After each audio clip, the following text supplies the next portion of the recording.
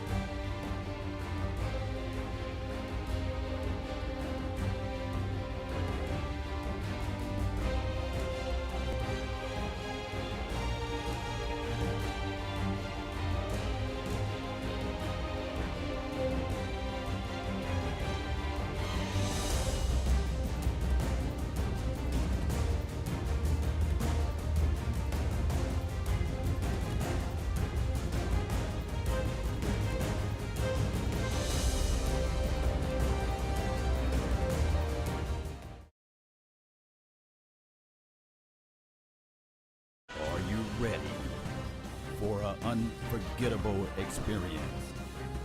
Get ready. 5, 4, 3, 2, 1. Let's get hype. Oh, yeah.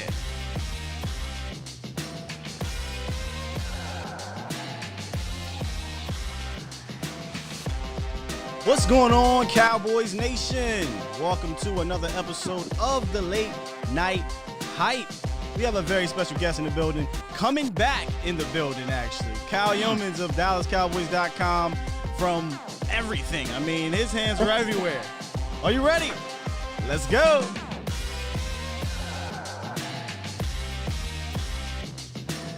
Hey, Kyle, you know I'm not lying. Your hands are in everything on DallasCowboys.com, brother. Oh, yeah. No, you're right. And I love it. That's the thing. That's awesome. I love the fact that you're not lying. Yeah, that's awesome, man. I've been following DC.com for a long time, with podcasts and things like that. And I used to think Dave Hellman was everywhere. No, ladies and gentlemen. This guy is everywhere. It is awesome. How you doing, Law Nation? How you doing, Kyle? Oh, man. Doing fantastic. How about you, Law? I'm doing great, man. It's draft time, right, baby? We're throwing that out there already. I see where we're going with the late night hype.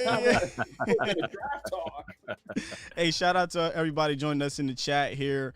We got Gambino, Floyd, Raph, Jared, Stevie, Say Prime Time, Sherilyn, RC Cowboys, Hyper, Akeem. What's up, Akeem? Ninja, my guy Wink, Demetrius, Lord Nova, and many, many more. And the cool thing about today's episode is that Kyle actually can see the chat. So, okay. Cool. Yeah, that's cool. So y'all watch what y'all saying on here. Last time we were on, I didn't get to see the chat. Oh, no. And so now I get to see it. Law always comes up with these unique ways, man. I'm telling you.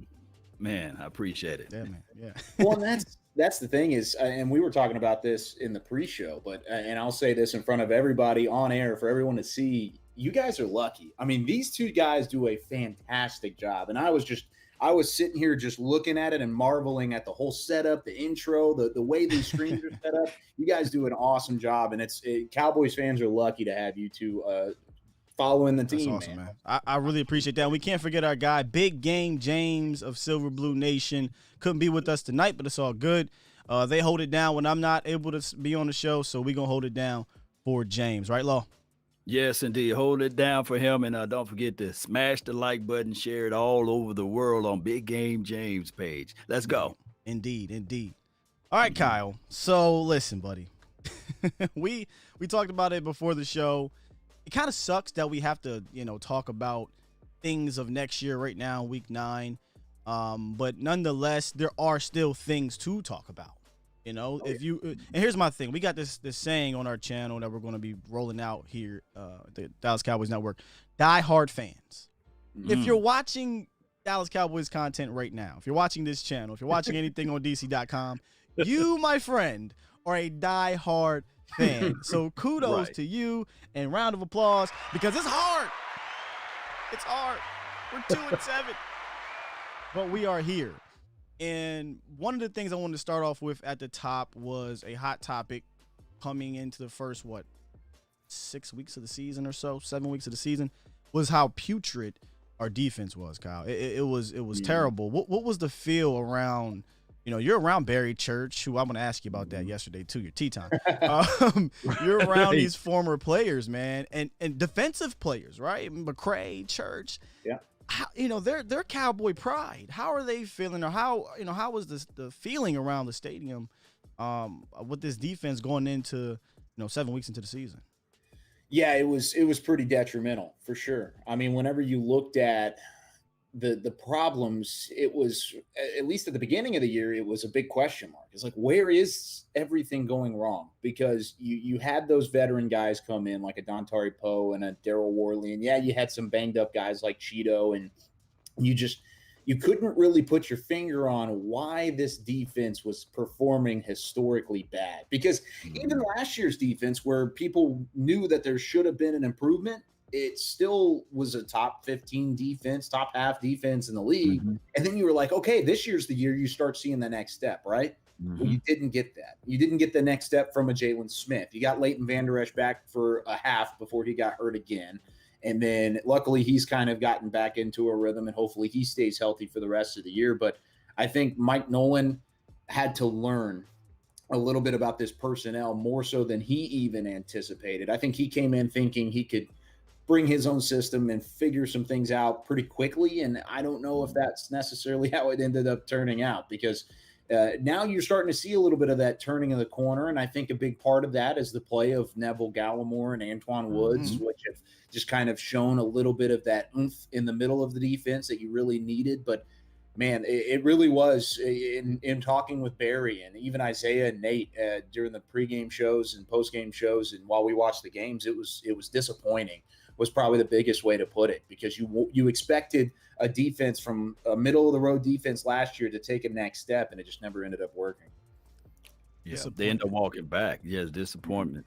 Is it the process of less is more? Is that the situation?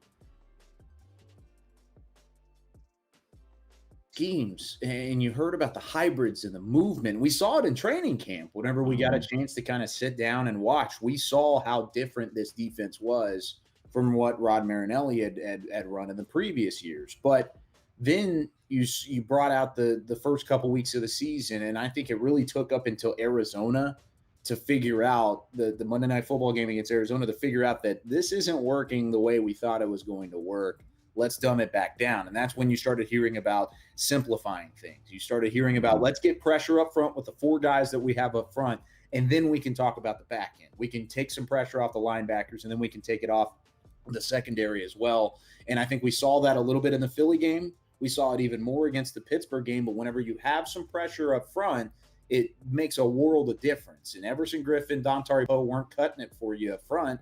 And I think that's one of the biggest changes that they've had is, one, they've simplified it for some of those guys, but specifically with the defense as a whole, you need that pressure for it to work. And I think now you'll start maybe seeing a little bit more of that Mike Nolan system and that different scheme change kind of come in again here in the next couple of weeks, now that they've figured out the front four. So do you think, he kind of alluded to it a little bit, but with kind of cutting the fat per se, do you think getting rid of those veterans and allowing some of these younger, hungry guys to get some play, that's helped a little bit? Or is it more Mike Nolan's scheme is just being figured out? Because I'm just going to go right to it, man. You mentioned his name. Neville Gallimore had a day. Yes, he did. Now, David Irving was here, and we knew what kind of impact that he made at the defensive tackle position. Neville started off slow, but now he's starting to get it together. If he can give us like 75% of that every week, that will help out the rest of this defense. How you feeling about Neville after his standout performance? Oh, I feel great. I feel really good, because during the draft show, we were looking at Neville Gallimore and said, this is our guy. Like, this is our dude. But whenever you come from the specifics of the Mike Nolan defense, you asked, is it the young guys, or is it the Mike Nolan defense kind of finally figuring things out? I think it's a little bit of both, because one, you get the fight that you needed. Right. You didn't have fight from Poe. You didn't have Oh, fight. good point. You could see it on film. You could Fantastic. see they just weren't necessarily bought in. Gallimore's bought in. Justin Hamilton's bought in. Same thing with Antoine Woods. You saw him try and protect the star from Oh, yeah. Smith-Schuster. I love that. I love that a lot. And you need that kind of push up front, but I also think it's just putting the pieces together. You've got those three levels of a defense, especially with Mike Nolan. It's that defensive line, linebackers, secondary. And I think basically after the first 6 weeks of the season were historically bad, they said, okay, whoa. Let's tap the brakes and let's piece this thing together step by step. And let's start with the defensive line. And that's why they made the moves that they ultimately ended up making. Let's get these guys an opportunity to get some snaps. And not only with Neville Gallimore, but with Randy Gregory on the edge as well. And he played very well against Pittsburgh a week later after his second game back. So I think you have the defensive line figuring things out. Now you got to go to the linebackers because we saw what happened on Sunday when it came to Jalen Smith and some of these other guys. I think you can figure it out with them at the linebacking spot. And your secondary by that point hopefully should be taken over and figuring things out there too. But I think it starts up front, and that fight definitely adds a huge element. Law, what is one of our biggest problems with Jalen? I mean, let's just talk about it. You said linebackers is Jalen. What is one of our biggest problems with Jalen, Law? I just got to start off with the positive. You know, he does have a level of speed. I think that he still have the physical traits, but I think decision making is his main problem with this two gap system. It's picking the right slots, picking the right places to fill, and he get caught up in trouble, deep trouble as it relates to coverage. Quick turns, quick hip flexors and stuff like that is his major problem. So I don't think that you can fix this overnight. I don't think that you can fix this over another several of weeks or what have you. So it's one of those things that I hate to say this, Cowboy Nation, but I just think that they're going to have to convert him into a specialist.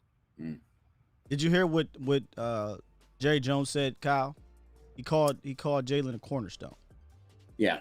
But it's crazy because he called him a cornerstone, and then within the quote, by the way, I don't know why, and I know, Kyle, you can't say this, but I usually don't listen to Jerry Jones that much, but his quotes lately just been popping out to me. I don't know why. But he called Jalen a cornerstone, and then in the same sentence, he talked about one of the things that would take time, or one of the things he struggled with in Law. I don't know if you saw that, but you hit it on the head. He said, we're in a different scheme now. We're in a scheme where Jalen has to think. He has to pick and choose which gap to attack, which move to make. Is that something, Kyle, that you think that Jalen can eventually become great at, or is he going to have to play a different position? I think that might be his biggest downfall, actually, if we're being real with the fact of Jalen Smith, because we knew coming out of the draft, and we knew what he was his first couple years in.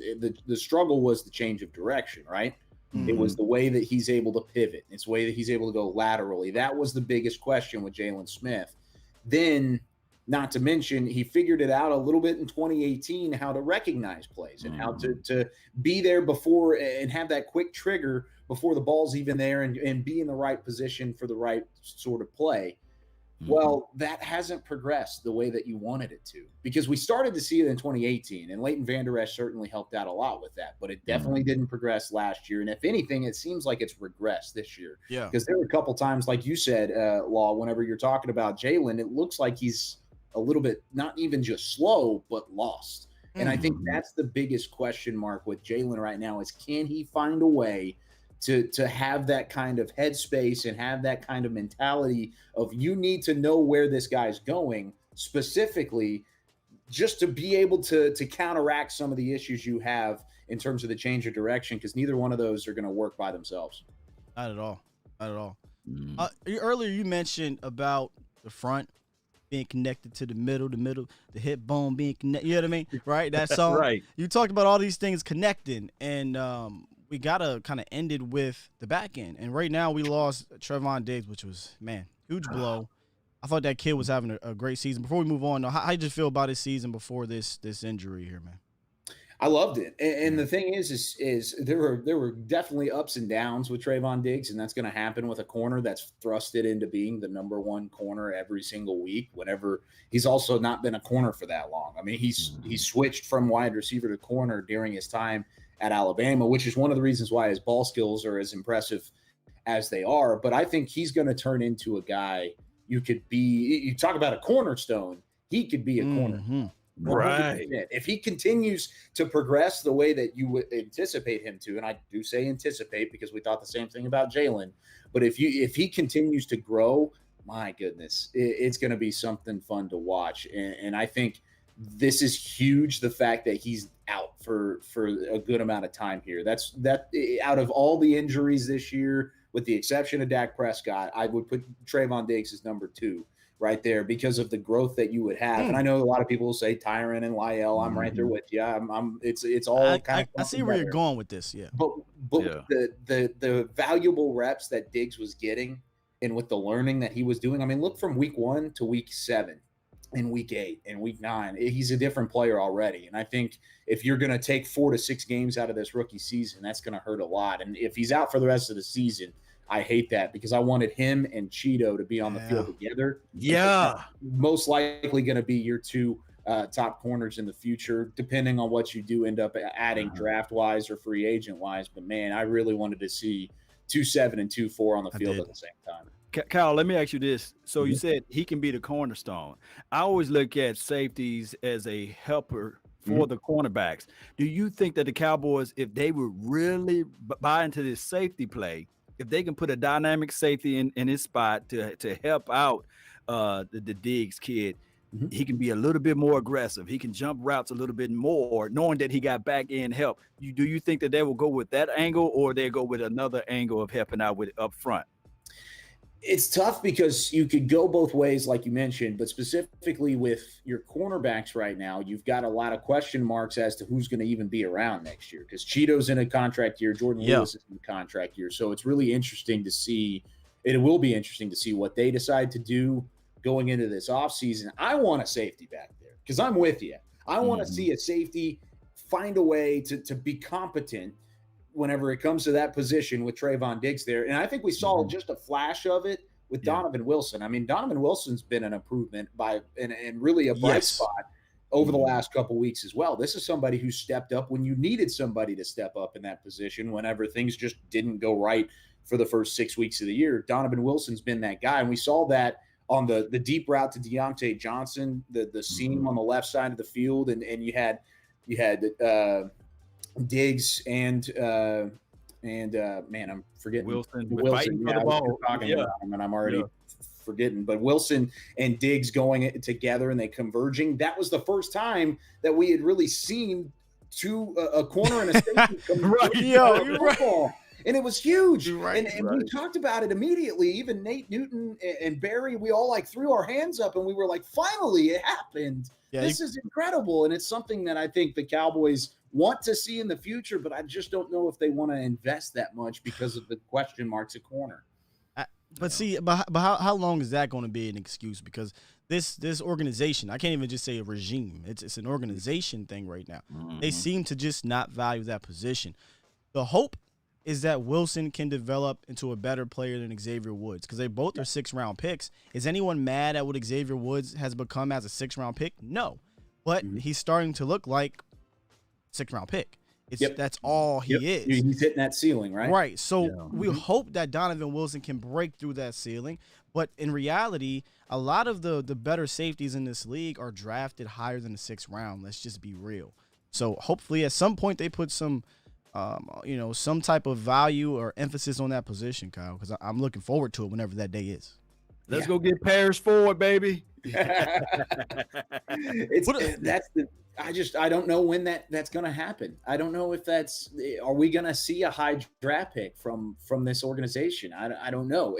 Plus, with the safeties that we've kind of been looking at in terms of the draft this year, I don't know if there is a high pick safety like there has been in the past. It may be a 2nd round position, but even then it would be tough to see. Kyle, that would be the highest they've drafted a safety since Roy Williams. Yep. Wow. And I'm okay with that. I'm pro that. Let's do it. Let's remake this whole secondary. Let's figure it out. Well, I kind of like your style, Sky. I think you said in one episode, let's just go out there and get a known commodity. I think that was you. That was me. Justin Simmons. Yeah, that was you. Yeah. What about that, Kyle? If we just go out there and just make that investment for a known commodity, not saying that you got to develop him. And I know there's always fickle because everybody that we get sometimes fall off or what have you. But I think that if we go get a Justin Simmons, that will be a shoe-in spot, and that will be a guy that you can really say, okay, we got a Donovan Wilson on one side, and we know for sure Justin Simmons will not fold up like a Xavier Wood. Yeah, I think you could totally go and get somebody. It just depends on who's out there. It's got to be the right kind of player, and how much. Yeah, and that's a good point. Yeah, how much money are we throwing out there at the same time? Whenever you've got so many guys pent up in these big contracts defensively, and I mentioned this on the Fan the other day. I was asked who's the worst contract on the team, and one of the answers was Zeke, but my answer was Jalen Smith, and the reason why is because that's a contract you made thinking he was going to progress, and he ended up not progressing anywhere close to that. And now that's defensive money that you could potentially spend elsewhere. Imagine if that money wasn't there at all. You would either have Byron Jones still on your team, or don't do that. Go out and get a safety. So I'm just saying, like at that point, you're saying overall, I understand the Zeke is more money, and right now it's tougher to get rid of, and there's so many different aspects to that contract. But right now, the fact that Jalen Smith's contract is there, it hurts. It hurts a lot because it's instead of 54, you could have a 31 on the corner with Trevon Diggs on the other side, locked up. Kyle, you come in do whatever you want. Kyle, Kyle, you about to piss Jerry Jones off. Here go Jerry. I don't like your attitude. You don't like your attitude right now, Kyle. But you're so right. I mean, I don't want to derail the show, Kyle. But I just don't understand this organization when you put an emphasis on positions that, historically speaking, are not more valuable than a cornerback right now. Yeah. Like modern day speaking, at least, they're not more valuable than a cornerback, and we did it. And I think we're suffering for it now. Now, don't get me wrong, Kyle. We got a ton of injuries. Yep. Right, that's a whole nother thing. But I don't think anyone will be complaining about Byron Jones' play if he's doing exactly what he did last year, right? Yep. Which means not getting interceptions, but he's shutting down a side of the field, and no one is just scoring on him, right? I don't think we have the worst pass defense in the history of the first 6 weeks, but that's neither here nor there. I don't want to derail the show. I'm sorry. Well, you also don't have to put a rookie on another team's top receivers. He ran through the gauntlet, Kyle. Exactly. We're talking about top receivers of Julio Jones, DeAndre Hopkins, Robert Woods, Odell Beckham. I mean, he ran through the gauntlet. Trevon Diggs doesn't have to go up against those guys if Byron Jones is your corner, and he goes up against the second best guy and gets to learn from Byron Jones. Oh, I hate it. I know. Can I whisper this right quick? We wouldn't see Worley against you know who. He wouldn't have been signed. No. Worley, may God bless him, but Worley, man, I said, man. It was rough. Good dude, though. I like Worley as a guy. I like him as a person too. It is so crazy. We had him on the show, Kyle. And listen, now I know how you guys feel down there. Like if you are cool with a player or something like that, it's hard to talk bad about him. But because Worley, we've been cool ever since he came on the show. But it's like, man, look, dog. Like, listen here. You be cool, but dog, I love the Cowboys board, fam. But you ain't helping out. So, peace. Hey, to the both of y'all, before we go to the next subject there, can Jalen body frame hold 10 to 15 more pounds and, make him a specialist? You trying to throw him on the edge? Trying to put him outside. Kyle been trying to do that. I saw his tape in Notre Dame, man. I was in there like, man. I agree. The one thing is, and I talked to Barry about this too, and we had this conversation, and I said, what if you put on 20 pounds and you threw him out to edge rusher? And Barry said, here's the thing about an edge rusher. You still got to be able to plant, and you still got to be able to change direction because you're now, instead of running straight through a gap, you're running around a player or you're running inside a player. You're having to go in and out of some guys. Sure, you don't have to go laterally as much, which is, I think, a plus. If you're talking about Jalen Smith, you take that completely out of his game. But I think overall, if you put him over there, it still might not ultimately work out just based on the fact that he can't change direction. I don't see why you wouldn't try it. If you're not going to cut him, then, I mean, it's worth a shot. Well, he's a cornerstone, so you better find somewhere in the corner where he can fit.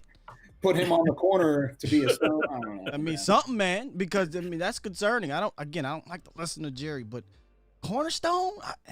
Anyway. Before we move off the secondary, Reggie Robinson, I wanted to ask you: is there any whispers since we've got Diggs out, and I know Cheeto's coming back, but are they really going to put Cheeto in for 90%, 99% of the plays? Like, what are we going to do here? Is he going to move the corner, or is he staying at safety? I've heard still safety at this point. And whenever it comes to Cheeto, and he was supposed to be back a while, right? I mean, he was supposed to be back 2 weeks ago against Philly, and he wasn't ready. And now you get a bye week in there. So I think you're going to probably see Cheeto the majority of the snaps coming up this week. Now, with Reggie, I think it's almost like they're taking it as a red shirt year. It's really odd because he's still in practice. And he's still getting reps whenever we get a chance to look over there. But with the switch of the position going from corner to safety, maybe he's not adjusting as quickly as they thought, or maybe they're just wanting to take a little extra time to get him ready to go. And we might see him toward the later parts of the year. But the fact of him just not being active is kind of odd to me. Like, at least let him be active and play on special teams or do something specific to where he's getting reps and he's continuing to get better. But it's the curious case of Reggie Robinson. We've talked about that around the building too. It's just like, where are we headed with this? What's going on with him? Because he's on the team, he's on the active roster, but he doesn't actually end up being active. And it's kind of a question mark for all of us. I heard one of the two. McCarthy, I think he said they're trying to get Reggie acclimated on special teams first. So to me, that tells me the reason why he's not activated is because he's not getting down those assignments. And Bones, this isn't Keith Quinn. If you don't get it down pat with him, I don't think you're seeing special teams, period. No, he's not going to throw you out there. He's not going to throw you out there. So obviously let's just be real, y'all. Reggie is not above Donovan Wilson or Xavier Woods right now. No matter how much we don't like Xavier Woods at times, Xavier Woods still is a playing time caliber safety. I say playing time because depending where you're at, he's a starter, some maybe backup, whatever. But he's worthy to get some tick, maybe just not play 99% of the snaps. Nonetheless, we don't know that. I think we know Reggie's not ready for that. But special teams, that's a bit troublesome. If he's not ready for special teams, then maybe we should say, okay, he is a 4th round rookie. He is converting a different position. Not everybody can come in as a rookie and play right away. Maybe he just needs to take time. And hopefully we see something later in the year. I just want to see 41 out there. If we're being real, I just want to see what he's got. And I was not a huge fan of the move to safety. I kind of wanted him to stay. Me too. Right. Because I mean, I like what he had at Tulsa. KT, Kevin Turner, is the one that really sold me on him, and KT's fantastic. I look up to him in all of his draft coverage, and he was the one that was on it quickly first, was saying, listen, like, we need this guy to play corner. And the fact that they moved him to safety, and I even texted KT immediately and was like, why are we moving him to safety? And ultimately it hasn't worked out the way that we thought, because it happened in training camp. That's the thing, was we saw the switch happen because we were in training camp every day. And then once training camp was over, we weren't during those parts of practices anymore. And so, man, I don't know. Behind closed doors, it's a mystery with him for sure. But I want to see him out there. I want to see what he's got. A man blocked like 4 kicks in college, Law. Right. That's what I'm saying. Like, he was a special teams guy in Tulsa. So either whether he was ringing it in Tulsa and all of a sudden now you got to learn the playbook now and he's not picking it up, I don't know. And last game when I saw Darian Thompson get inside and he was against one of those it was his Schuster, and I was like, oh no, I know that this guy was going to catch. You know, you remember that play, Kyle? I was like, yeah. Why got would a you funny do that? story about that one. That too is that play specifically. That was the Barry Church and I were in the studio, and Barry goes. He looks at me and he goes, "Kyle, why is 23 still getting? Is he playing on the? Why?" He goes, "Why is 23 still getting snaps?" And I said, "Barry, listen, I don't know." It's like it really. I have no idea. Makes you wonder what the hell did Clinton Dix do? Like, what happened? Yeah. What happened that he couldn't beat out DT? How could he be that bad? I agree. It's like that's another curious game. The secondary is it's like a game of Clue. I mean, you just don't know what's going on. It's like these guys keep missing, and then you got to figure out where they went. I tell you why, Kyle, because they did not put enough real resources into that position in the offseason. They did, however, put the resources up front. And one of my things coming into the year was, all right, if you want to roll into the season with this secondary, this exact secondary, then you better hope like hell your front seven is elite. Not good, not great, not okay, elite. They need to be so good that they can fend off how sometimes bad the secondary may be. And obviously with the injuries and with Dante Poe and Everson Griffin, it just never worked out that way. And here we are. And I think they thought the same thing. That's why they added Everson Griffin and Dante Poe. Yeah. I mean, Everson Griffin was signed to be elite. That's what he was expected to be, right? I mean, when we signed it, we were all excited. I mean, everyone did a whole damn show. Right.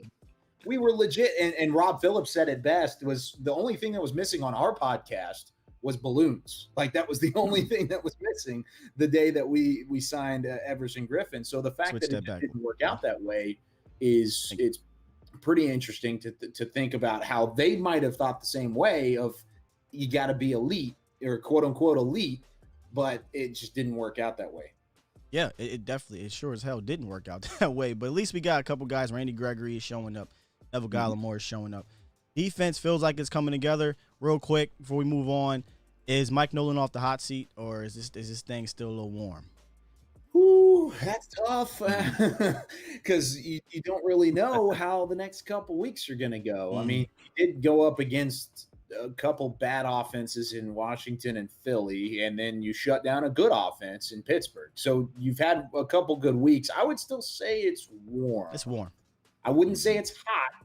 It's definitely warm, but if things go south again, that seat's going to heat right back up. I mean, it's not going to take a whole lot to get back to where it was. We turned the stove down a little bit. We're letting it simmer. It's definitely, that's a good way of putting it. It's simmering. Nice simmer. Hey, well, let me ask you this. Yeah, go ahead, Law. Go ahead. Oh, I was going to ask you, do you think that we got too many edge rushers? I do know that the old theory will be, hey, if you think you got too many, draft another one. We have Randy Gregory, we have a Alden Smith, and then at the time we had an Everson Griffin, and we have Dorrance Armstrong and the good old guy D-Law. And that's why we don't get a chance to see Bradley Anae. Will we ever get a true evaluation of him? Is he going to move anything around to play on that edge, or what's the storyline with that?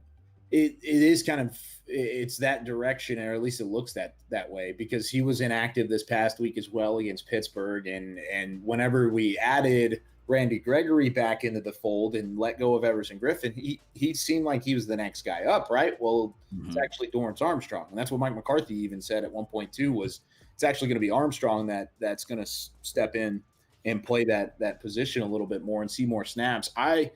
The way that things are going with Anae and with Robinson, I kind of see similar things, except the only difference is that Robinson went through a position change, and I think they're trying to build Bradley Anae up in practice. And he's actually on special teams for the most part. Now, he was inactive this past week because I think they just basically took him off for a week, but he should be back this week and should be ready to go. But I want to see more Bradley Anae. I really do, but the more that I ask for it, I feel like the less likely it's going to happen.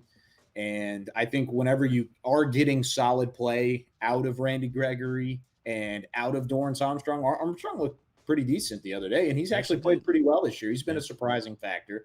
Whenever those guys are playing well, there's not really a huge reason to throw in Anae, at least at this point in the season. Maybe later on you'll see some more snaps and might get a couple more looks, but that's a guy who I want to see play, but I don't know if the coaching staff feels the same way. Is he head and shoulders over Takk McKinley? Head and shoulders? No. I don't know how we can even. We would. Well, the Bengals claimed him anyway. Yeah, Bengals snagged today. Anyways, I don't see. Takk McKinley would have been a better edge rusher than Bradley Anae by a lot, and Dorrance Armstrong, but I don't know if they really felt great about that either. I don't know if they felt great about going out and claiming him.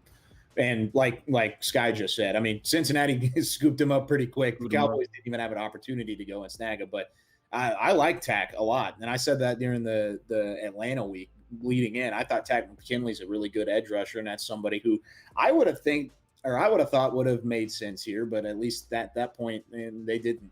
Well, from what I was hearing around the draft that year, he could have been the pick if it wasn't for Atlanta jumping the Cowboys to get, Tack McKinley, and then for whatever reason, we still had a player sitting there that Dallas could have just took, but they took. We gonna go there too? No, we're not. You're right. My bad. We already started talking about Byron. We want to go there too. I'm just saying. I was hearing some things. They said we go get them. Listen, man. I'm gonna say this right quick, Scott. I got a donation from for Flacco. He said, "So, what do you guys think of Rico Dowdle?" Before we go to the next topic, You want me to go first, guy, or you want it first? I thought it was a great return, and he definitely earned himself some more time, probably on special teams. That's pretty much what you're going to see with Rico Dowdle, but I kind of want to see him in the backfield too. I mean, what about a package with Tony Pollard and Rico Dowdle? If he's going to be active, wait, what? Why not? I'm not trying. Wait, there's a $15 million running back there, Kyle. Yeah, I'm not trying to get rid of Zeke. I just want to see it. Like, and that's the thing about this season is that, and I'm in this mode about anything, as if you can't tell, but I'm in this mode of let's try it all. I want to see what these guys got. I want to see what your young guys have, because you need cheap talent at this point in your organization. You need cheap contracts. And you don't have that all over the place. So why not try and look for it? Hey, if they can run out Wildcat in reverse, double reverse, Puerto Rico, annex of Puerto Rico 7 times, say 8 times against the Eagles, why can't we see Rico a little bit more? See a little bit of Bradley, a little bit of Reggie. Robinson, let's go. Let's see a little bit of Reggie. He might not be no Reggie, if you know what I mean. But let's see a little bit more of these guys. There's a stat out there that says since 2016, nobody touched the ball more than Ezekiel Elliott since that time frame. Nobody. Got lots of miles. So, a lot of miles. Whole lot of miles, man. Hey, Kyle, there was a huge count in the nation, right, over the last week going on across the nation. Yeah. I think we got our own Cowboys election going on right now, and I want to get a count. I want to get a count from the chat, and I want your thoughts on this one. Are we team Andy Dalton, or are we team Go Gadget Gilbert, as my guy Big Game James likes to call? I like that. So where we at with this? Because I'm gonna sit back and I'm gonna let you go on ahead, because I think I read a little article on what you said, Kyle. Got some I didn't words. read it. So cash that vote. Cash that vote, guys. Okay, Team do I need to Dalton, wait team for the Gilbert. vote to come in, or do I just go? I'm gonna tally the vote as you're talking. Okay, tallying as we talk. Okay, so Gilbert and/or Dalton. So the question, and I think the article you're referring to, the question was, should the Cowboys consider starting Garrett Gilbert over Andy Dalton? I said consider, absolutely. Yes, consider it. Actually go through with it? Probably not. And the reason why here is because you have the 10-year veteran and Andy Dalton that, at least at this point, through the game and a half, hasn't looked great, but you could also argue hasn't also gotten a fair opportunity back behind center. Now, with that being said, I still feel like Andy Dalton gives you the best chance to win, but if he comes back out and he looks like he did against Arizona, he looks like he did against Washington, then you turn around and you got a short leash. It's a good problem to have for the Cowboys, whereas a couple weeks ago, you were saying, who the hell is going to play quarterback for us? Like, where are we going here? Yeah. We're throwing Andanucci out there 1 week, and then Cooper Rush maybe, and then, hey, look, it's Garrett Gilbert. That's cool. So you have 2 guys, in Andy Dalton and in Garrett Gilbert, that you can say both of these guys are going to play well enough to where you're going to look competent on offense. And if Andy Dalton comes out and he doesn't look competent in the first half against Minnesota, guess what? There's Garrett Gilbert sitting on the sideline. You know what he can do now because of what he showed against Pittsburgh and probably the best defense, at least right now, in the NFL. I want to see Dalton out there, but I want to make sure it's a shorter rope than what you would have originally thought. Go ahead, Law. There's somebody voting for Cooper Rush, and hey, I can't. I didn't even say Cooper. Cooper Rush said, "Hey, man, you're leaving me out of the puzzle." Cooper Rush might know. He might know the offense. He might know what Amari Cooper likes. He might knows what what's this guy named Michael Gallup knows. You know, so who knows? I just say I'm team Garrett. Okay. I thought, I mean, just eliminate the competition, right? Because I'm going to call it. I'm going to call it here at CNN and all those other news networks. I'm calling it. The nation has voted for Garrett Gilbert. Okay, but let's eliminate the competition. Just watching his tape, I was on my way back on the airport. I was like, let me just watch Garrett because I thought he played really well, and I was impressed, Kyle. I really was, for a guy that's only been with the team for 3 weeks, going up against this vaunted Pittsburgh Steelers defense. Now, they weren't quite Blitzburgh this week, which was strange, but nonetheless, our offensive line is still our offensive line. He's a quarterback that's been around AAF, right? Or the AFF, whichever it's called. Lions of American football, most player, baby. Yes, and he was MVP. They're outlaws. He's MVP. He's not a rookie. He's been around.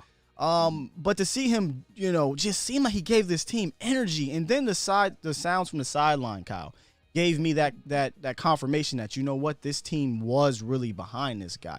Kind of give me your overall thoughts. Like I said, eliminate the competition on his play against the Steelers.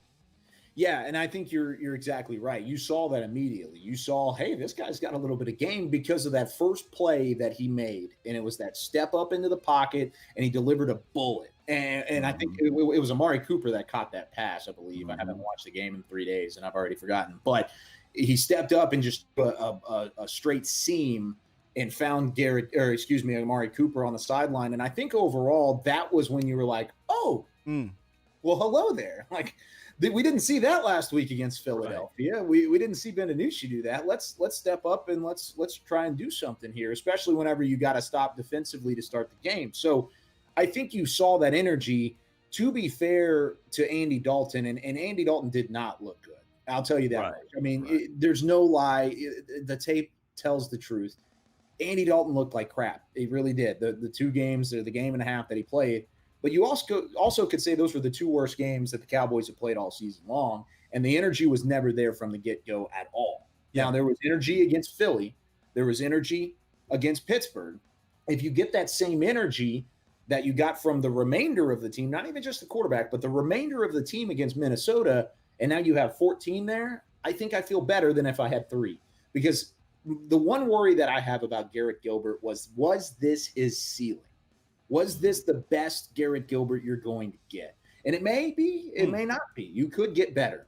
But if Garrett Gilbert's going to give you 243 passing yards, a touchdown, and an interception, and what was it, like a 79 quarterback passer rating, and he's going to end up in a loss with 19 points scored, if you had that same stat line from Andy Dalton, I would say that's a low-end game, or not a low-end game, but a middle-of-the-road game for Andy Dalton. Whereas Andy Dalton could have upwards of 100-plus passer rating game with a couple of touchdowns. I see what you're saying. Close to 300 yards. That's my thing, is whenever you look at this quarterback controversy, if you want to call it, the ceiling is higher for Dalton, but I think the floor is higher for Gilbert, if that makes a whole lot of sense. No, it makes sense, but you know what? I'm gonna just pivot here. You said flow. You accidentally said flow, but guess what? I thought the flow with Garrett Gilbert was great. That doesn't mean the offense was great, but I'm just watching Garrett Gilbert, and it caught me was the first pass, Kyle, because we watched Ben DiNucci, 7th round draft pick. We knew Ben wasn't going to come in there and light it up, but what hurt the Cowboys in that game was Ben didn't know where to go with the ball. He predetermined. Didn't know to get rid of it either. Yes, he predetermined. I'm going to 9 times out of 10 either Schultz or MG13. Which is backwards. I love you, MG13, but you don't want to go to him first. It should be Cooper, and it should be CD Lamb. What you saw with Garrett Gilbert is, boom, if somebody's there first throw, it's out. If it's not, he was reading it. And that's obviously a guy that's played the quarterback position at a higher level than Ben DiNucci, so that's a comfortability. But neither was Andy Dalton. He wasn't doing that either. Dalton seemed a bit gun-shy, and that had me nervous a little bit because when we signed him, I thought, okay, you got a veteran quarterback. He'll come in here, read things. He'll get the ball out when he's get the ball out. That doesn't necessarily mean it's going to be great, but he wasn't getting the ball out. So that made me feel a little better that Gilbert was in there doing that. But I agree with you. If Dalton, because he is a starter, if he comes out and he looks the way he looked in the first half, just what do you have to lose? Nothing. Yeah. You have nothing to lose. If anything, you have something to gain if Garrett Gilbert is the backup. Because, one, you're not just looking at 2020 at this point. You're evaluating for 2021. And if Garrett Gilbert continues to show that he has a higher floor and maybe even a better ceiling than Andy Dalton, then he's your backup quarterback next year. No doubt in my mind. You're going to go and get him and make sure that he is Dak's backup next year, because at that point, Andy Dalton will most likely have moved on. Now, that's not a given either. But at this point, if you take the better guy out of 14 or 3, and that's going to be your backup next year, depending on how good Andy Dalton plays. If he comes out and he looks insane, then somebody's going to snag him as a starter. But I just don't see that necessarily happening. But there's a lot of different things that you got to look at whenever it comes to these two, because there's future things at stake, but also you want to try and establish a bit of a culture and a bit of energy inside your building, and that's where that starts right now. Yeah, I think it is a political move for Dalton to play out there, because he is playing for a contract, and he's going to have to showcase some level of good tape out there. If he end up ending the season with just the tape that we have now, I don't think another team would really give him a shot. Not as a starter, no. So you're saying the front office is doing him a solid favor? Yeah. This is, but see, got to. You know what? I hate that. I hate that. It shouldn't be about favors. But here's I want to bring this up. My guy Swaggy D, he said yes, Gilbert has played better than Dalton, but why would you want to win in a season we're not winning no Super Bowl? Before you touch that, Kyle. Yeah. Just because we want Gilbert to play does not mean we think he's going to win the game. I'm just going to say that. That doesn't necessarily mean I think he's going to go out there and beat all these teams. But let's be real. Gilbert's not taking it Lance guy. No. No, he's not. He's not coming in and pulling. I don't know, was it Frank Reich or somebody that led the team? No, Jeff Hostetler. Is it? Yeah, no. But Frank Reich did do it. Let's be real, fellas. Did y'all have a better time watching the Cowboys offense on Sunday, or did you have a better time watching the Cowboys offense against the Cardinals and the Redskins? I don't want to even think about that game. Okay. So if we gonna lose, let's at least lose with the quarterback doing something. Know what I'm saying?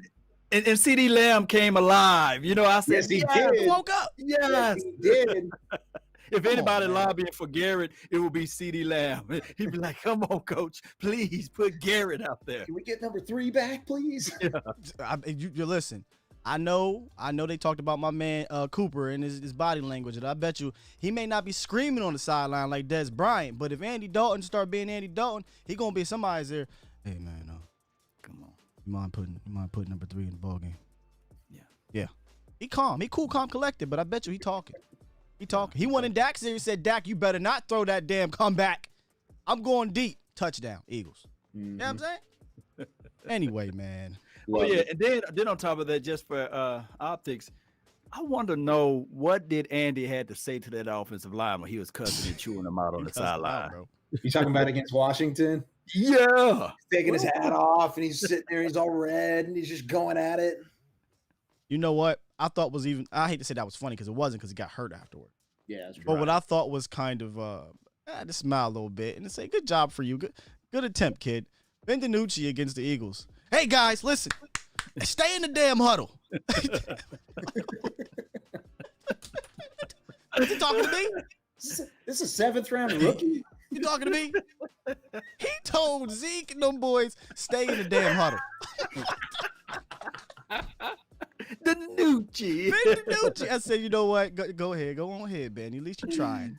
But here's the thing though. Next year, I cannot wait to see Ben DiNucci week 1 of the preseason. Preseason, right? Yeah, he's gonna light it up. Yeah, I promise you, he's gonna light be it up. all over it. It's gonna be great, and we're gonna celebrate. He's gonna throw a touchdown pass to undrafted free agent receiver, and it's gonna be insane. You better hope he's still on the team, because, bruh, that tape wasn't good. That tape wasn't good, man. He was always a project, though. Right. That's not fair to Ben.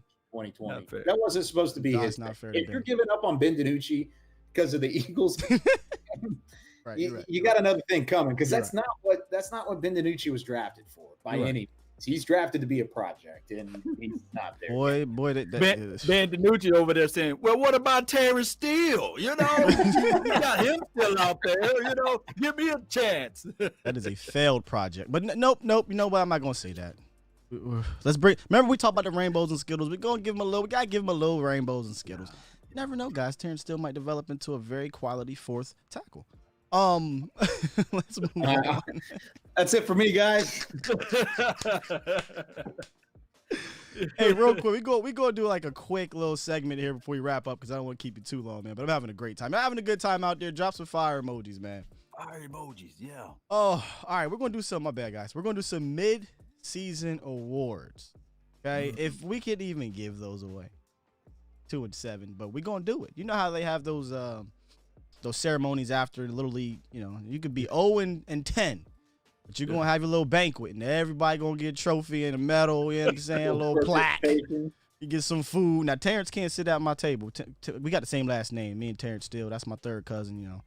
Not really, but he's not allowed to sit at our table. But nonetheless, there's some awards to give out. And I'm going to start at the top. I know who my MVP is. But who is your MVP so far of this season, mid-season with the Cowboys? Ooh. It shouldn't even be that hard, Kyle. I've got one, but I feel like it's not sexy. Like, I feel like it's not a sexy MVP. It's definitely Zach Martin. I mean, Zach Martin is about as good as they come in terms of a player doing his job right. And you saw what that offensive line looked like without Zach Martin. And then you put him back in there, and then it's like, oh my gosh, we can stop Pittsburgh for a little bit. It's like we couldn't stop a nosebleed initially. He's the MOP. What was that? He's the MOP. Yeah. Most outstanding player. Yeah. What about Dak Prescott? Yeah. Man, that's a good way to put it.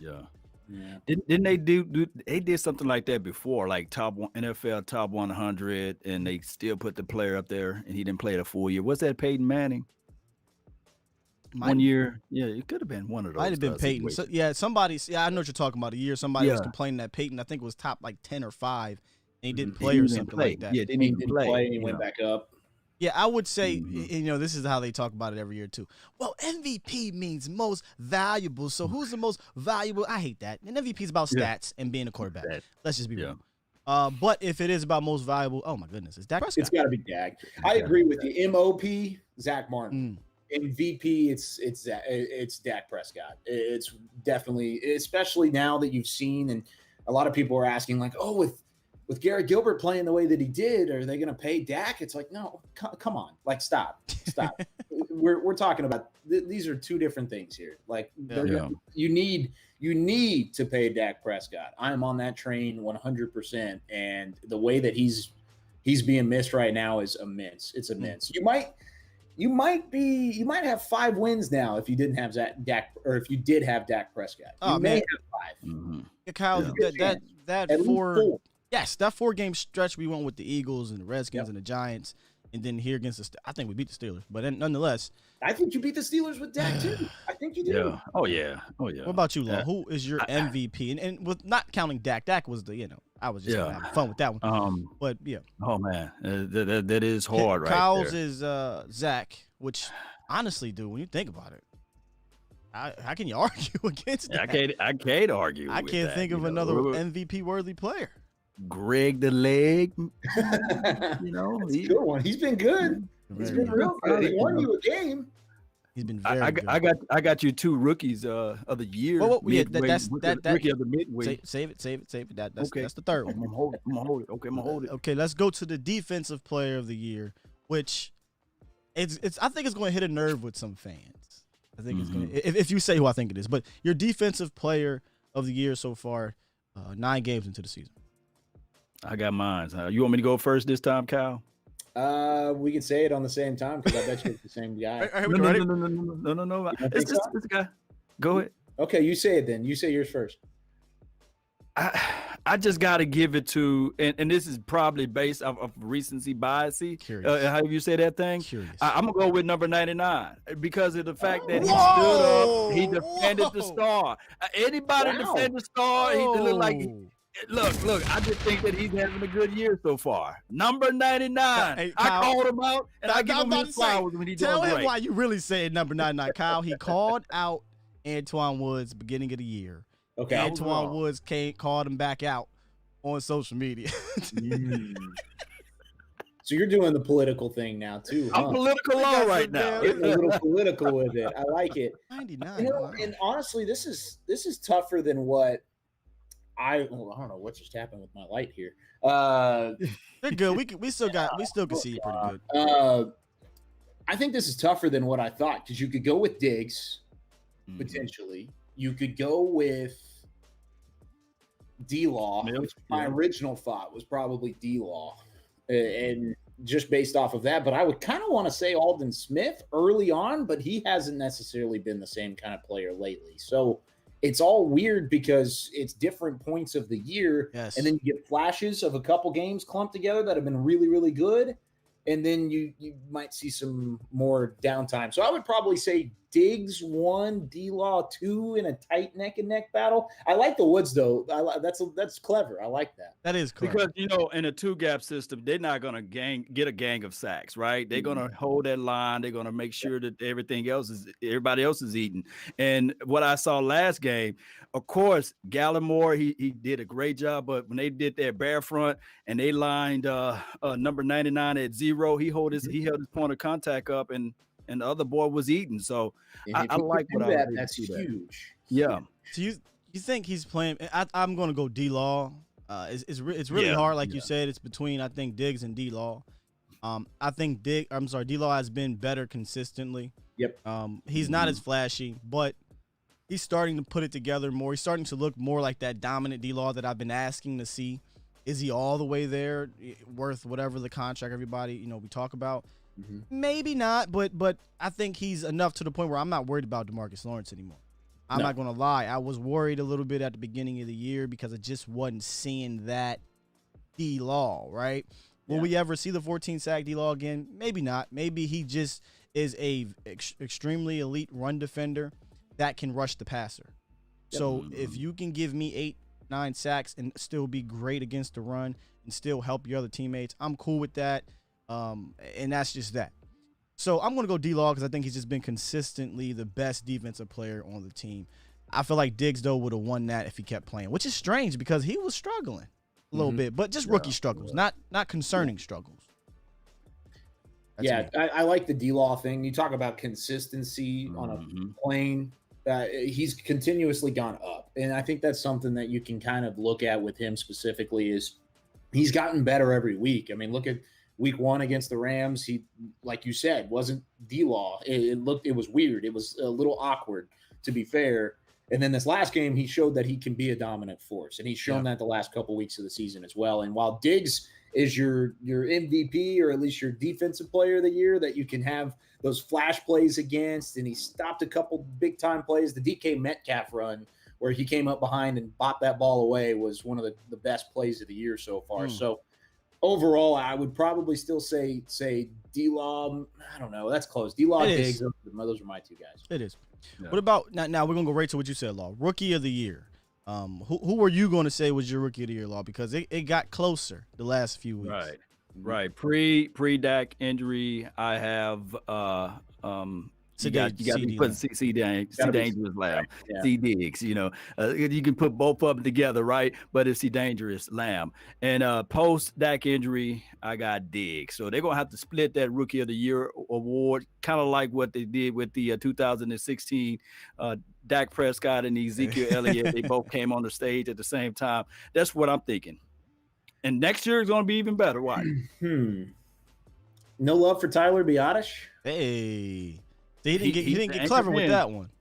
I like Tyler Biadasz a lot, and he's another guy who's gotten better as the week goes on. I still think it would probably be CD. He's a sexy pick, just barely, and really, honestly, just based off of availability right now. I mean, the fact that CD is still available is huge, and the growth was bigger for Diggs, but the production is still there for CD. He's still a 500-yard receiver. I mean, he's got a very good chance to be a 1,000-yard receiver as a rookie. You haven't seen that in a good amount of time in a Cowboys uniform. So I'd still give it to CD, but man, Biadasz and Diggs have been great. And this rookie class is something that could really closely be something special soon. That's a great point bringing up Biadasz. And you talked about CD having 500-some yards. He actually leads the league in slot receiving yards. So not only is he, leading the league of rookies, just the entire league, period, out of yards out of the slot. So I think he is your de facto rookie of the year based off the position, based off his draft pedigree and his production. He's playing well. But I love the Biadasz one. In fact, I'm going to go bold here. I'm going to say Biadasz is number 2. I might not put him there because number one, because CD's production is just, it speaks for itself. And it's a position where we can see the production easily. Biotish, though, I think playing center is hard. Number one, replacing Travis Frederick is even more hard. Number two, and Biotish hasn't been a liability as a 4th round rookie. And like you said, he's getting better and better. Now the injury is a tough setback. But again, just like I said that Diggs had a chance to maybe catch D-Law as Defensive Player of the Year throughout the year, I think Biotish would have made you think, if you go beyond the sexy pick, right, the wide receiver, I think Biotish would have gave somebody, be it Diggs or CeeDee Lamb, a run for the money. So I like that one.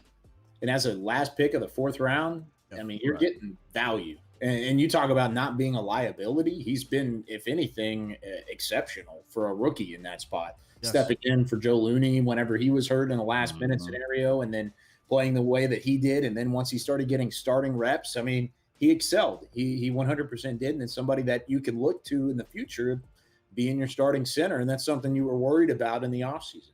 Yeah, it damn sure was. But wouldn't it be something? Replace our one Pro Bowl caliber Wisconsin center with another Pro Bowl caliber Wisconsin. I'll be lovely. It would be fantastic. And shout out to the Eagles for allowing that to happen. Yeah. Thanks, Philly. Thank you, Philly. Appreciate it, guys. So before I get you out of here, I gotta hit this hot button topic here.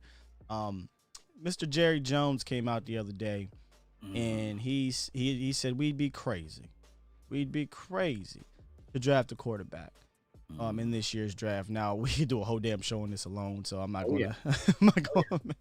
But why am I listening to Jerry? I don't know, but I think I agree with him. No, I don't think I do agree with him. Is that we would be crazy because you got a damn quarterback in Dak Prescott. But nonetheless, it's a hot topic. It's an interesting discussion, and I do like to hear both sides. I think both sides make their good points. But where are you on this? And the side I'm talking about, Kyle, is if we get a top pick, do we draft one of the top quarterbacks, or do we bring back Dak Prescott?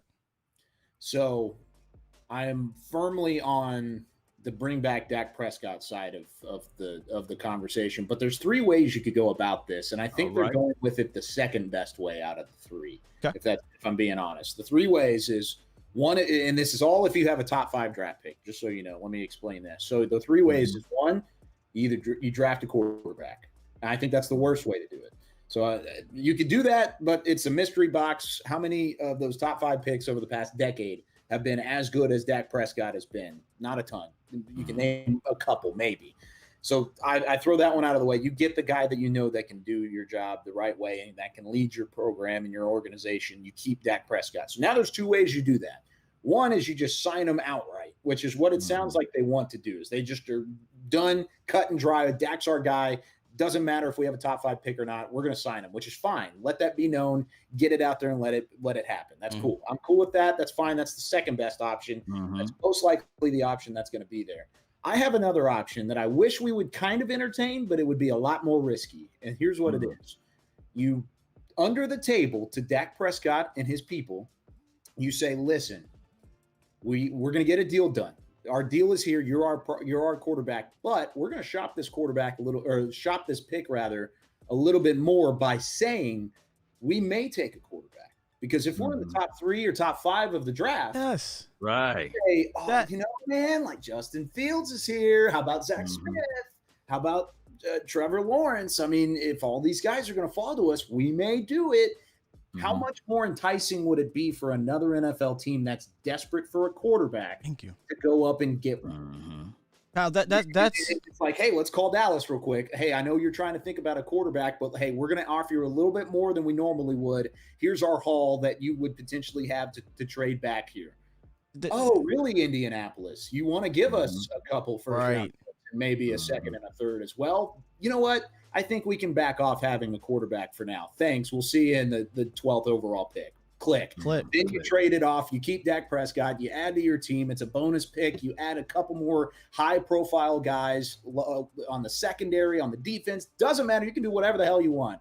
Just don't draft a quarterback in the top 5. Shop it however you would. But I think right now they're just trying to take no risk, They want Dak Prescott back, and they don't want anything to get in the way of that. And I think that's the one of the ways to do it. But I kind of want to see what entertainment value would come out of and what kind of additional capital you could get from potentially drafting or saying you're going to draft a quarterback.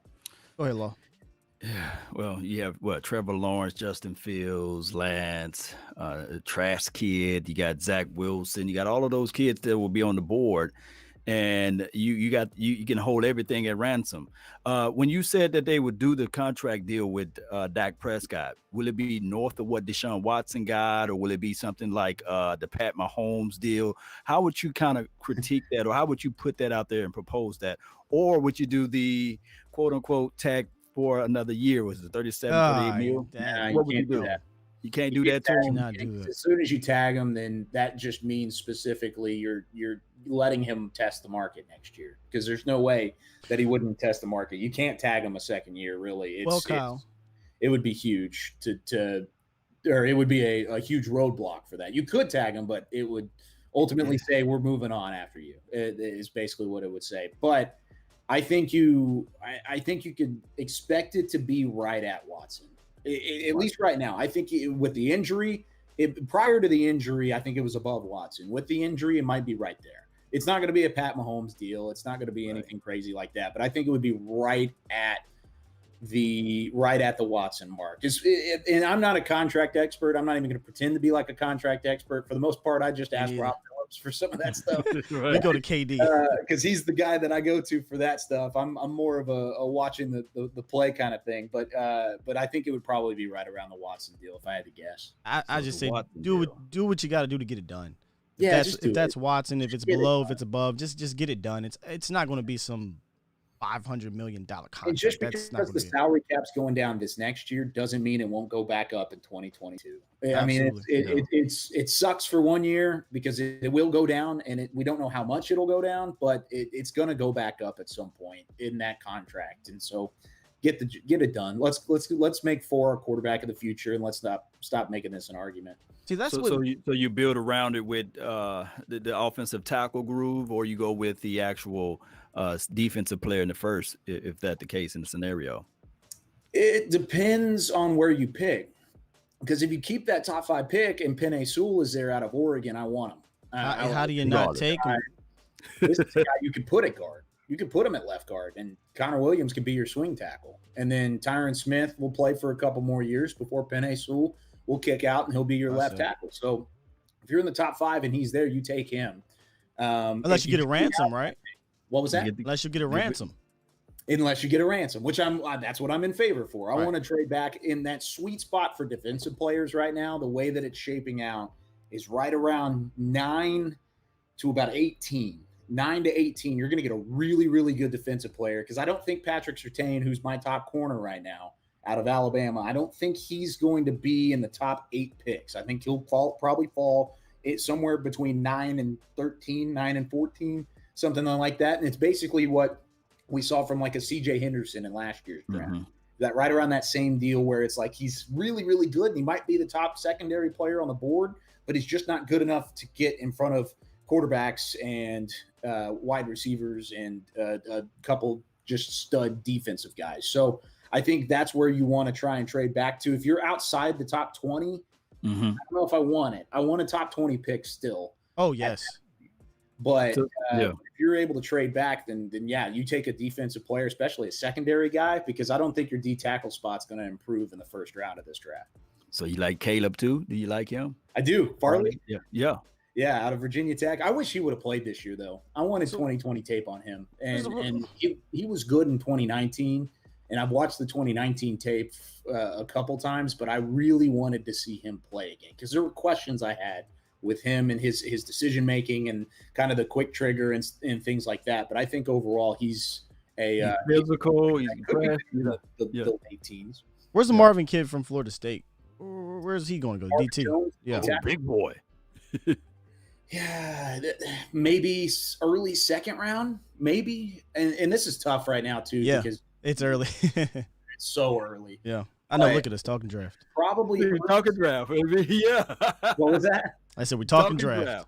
Yeah, talking draft. Here you go. And we got there somehow. So Jones would probably be an early second round guy. I don't like him as much as I liked like a Ross Blacklock or a Justin Madubuike from last year. I liked those guys better than I like Jones, but with him being probably the best D tackle, you might be able to snag him in the second. You might, like, if you keep your second round pick and you're picking in the top 5 picks of the second round, you might get it, Marvin Jones. He might fall. I want to pull a thread you mentioned earlier. And this is what confused me about with Jerry saying it, which is funny because I'm okay with him committing verbally, but I got to see it to believe it. But why would you come out there and say that if you're intending on trading the pick or at least have a possibility of trading the pick? Didn't you just devalue the pick a little bit? I mean, it's super early. For all we know, they could win 4 games, and now we're sitting at 9, so it doesn't matter. But nonetheless, if we do finish 3 and whatever, 4 and whatever, you're kind of diminishing that pick by saying, oh, yeah, no doubt about it. You know, it'd be crazy to draft a quarterback. You can say, hey, Dak is our guy. We'll talk draft when draft gets here. And I don't think that hurts you. But when you say, it'll be crazy to draft a quarterback, well, if I'm a team, okay, I know you ain't drafting a quarterback. Now I'm contending against the rest of the league that's trying to trade up for that pick. Yeah. And do I really believe you? We'll see. So I don't like him doing that. Yeah. Also, I want to make a correction. JB Gaming, my guy, said it's Marvin Wilson, not Jones. That's my bad. It is totally Marvin Wilson, Florida State D tackle. Now, I don't know if it devalues the pick, but it shows your hand. That's what I meant. Show your hand. Yes. Yeah. It is whenever you're talking in Texas Hold'em. I mean, we love our gambling in Texas Hold'em all the time, right? But you never want to show your hand whether it's good or bad. And everybody knows a top 5 pick is going to be really, really good. Yeah. But you don't want to necessarily show what you want there, because if teams are scared you're going to get a quarterback and they want a quarterback, they're going to be more inclined to give you more, right? That's kind of my point with it. I don't think it's a bad thing, and it's a political play again. Yeah. To say specifically, that's what it is. Let's get Dak done. Dak's our guy. It's not a PR, but it's a political thing of saying this is our focus. We don't even care about anything else, which is not a bad move by any means. And I don't think it devalues it that much. It shows their hand, though. It just shows your hand, and it tips the cap a little bit to everybody else to where they know what that you're doing, or at least you know what you think they're doing. They do this too often for me, man, especially in the offseason. Steven gets up there and he talks about exactly what he's going to do in free agency and the draft, and albeit he sure as hell does it. We're not going to spend money in free agency. We're just going to plug holes with Jags, and then we're going to draft. Steven, Jerry, be quiet. Just be quiet. Do you see the serious question, Kyle? Do you see Bill Belichick talking about every move he's going to make? Do you see the Baltimore Ravens, the Pittsburgh Steelers, the Indianapolis Colts? These guys are not telling you what they're going to do. Yeah. Sit back, relax, man, and build a squad, a winning championship squad, man. Before I go down that, because see, look, I've been pissed off all week, man. Get after him, hey, get him. Anyway, listen, Kyle, I'm gonna let you get out of here, man. We kept you for about an hour and a half here, man. Yeah. We really appreciate you coming through, dog. We had a blast as usual, and I sure as hell hope this ain't the last time, because we got to get you back on. Definitely for draft. I didn't realize I knew you was on the draft show and things like that, but you said it in pregame. Let me throw one more question at him, Sky. Yeah. Since he's a draft guy, what's your thoughts on this Penn State linebacker kid? Oh, Micah Parsons. Before you go, Kyle, that's my guy from my hometown, my young buck. Don't be too hard on him. I'm not going to be hard on him. I love him. He's a fantastic player. I just don't know how much he's going to fit. And I hate saying that because I sound like Rod Marinelli, but he's an off-ball linebacker, and I don't know if you 100% need that right now. But you know what? Honestly, I'm to the point where if he's there and you want to take him, because you can mold him into cake and play whatever you want. Yeah, best player available. Let's take him. Cake and play. He's legitimately, I mean, he's so fun to watch. And he's another guy. I talked about Farley potentially being a guy that I wanted to see in 2020. I wanted to see Parsons just from a football fan standpoint. Like, he's electric. Defensively, he brings so much energy, and honestly, that's what you need. So I even though he may not be the best scheme fit him to your scheme or fit your scheme to him. Let's figure it out. Let's not just pass over these badass players specifically because they don't fit. And so that's the same thing with Michael Parsons. If he's there and you want him, let's take him and let's not look back. And Let's not do a TJ Watt groove. No, please. Yeah. No. I was coaching the AAU squad years ago. Oh my goodness, maybe 2014 or something like that. And we lacked size, to say the least. I was coaching the 17U, and we lacked size. I happened to be sitting at the top. I think this was down in Lancaster somewhere. And I'm like, who the hell is this kid right here? Just ridiculous athleticism. He got hops. How old is he? He was in our program just at a different level, and I didn't know which level. I said, hey, can we get him up? Can we need some size? Can we go grab him? He said, oh, no. He's on the 8th grade team. I said, what? This grown-ass man is on the 8th grade team? I said, come here, young man. What's your name, Michael Parsons, sir? I said, how old are you? 12 years old, whatever it is in 8th grade. I said, you got to be. Are you playing the right sport? Oh, no, I play football. I said, you damn sure you do. I bet you do. and then I start hearing about Micah around, and now he is what he is. That kid is a ridiculously athletic freak. It's crazy. He's insane. And that's why I say, even though he may not be a scheme fit from his tape at Penn State to what you see with the Cowboys, figure it out. It's the best way to put it. Just be better and figure it out. Let him come play for you, and he's going to do some good things. And hey, now I'm glad I know that you're a big Micah Parsons fan. So if I'm biased. Come back on something, I'm coming to you. Like if I need to make a point on Micah Parsons, I'm coming to Sky to make sure that he's on my back. Sky. I got you, brother. I got you. But you know what, though, man? We got a cornerstone linebacker. So, looks like that's never going to happen, though. Cornerstone linebacker, first-round pick linebacker. Neck problems, no one cares about that. I don't know. Anyway, go ahead, Law, before I let him go. Your parting shots, Law Nation.